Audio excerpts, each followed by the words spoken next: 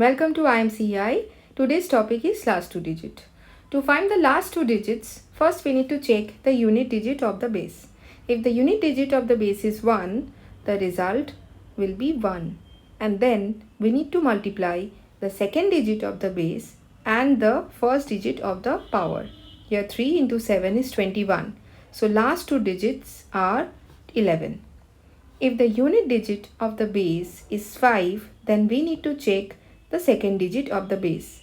If it is an even number, then we need to check the power. If the power is even odd, in all cases, result will be 25.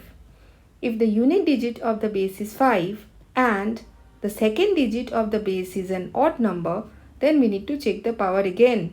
If the power is an even number, result will be 25. If the power is an odd number, result will be 75.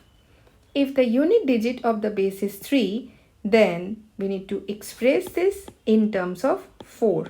That means we need to divide the quotient by 4 and we need to write the remainder.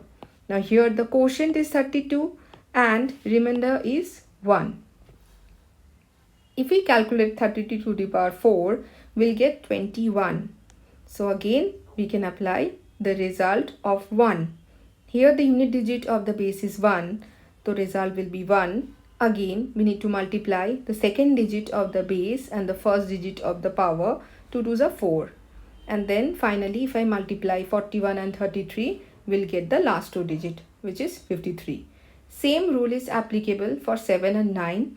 For 7, we need to express in terms of 4 and for 9, we need to express in terms of 2.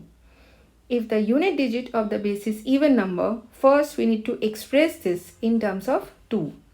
Now here I am multiplying 2 and 124, I am getting 248. Then we need to express this in terms of 10. So I am dividing 248 by 10 and I am getting 24 as a quotient and 8 as a remainder. Now, if the 2 to the power 10 to the power even number, result will remain 76 always. 2 to the power 10 to the power odd number, result will be 24. So here the result is 76. 2 to the power 8 is 56. If I multiply these two numbers, I'll get 56 as the last two digits.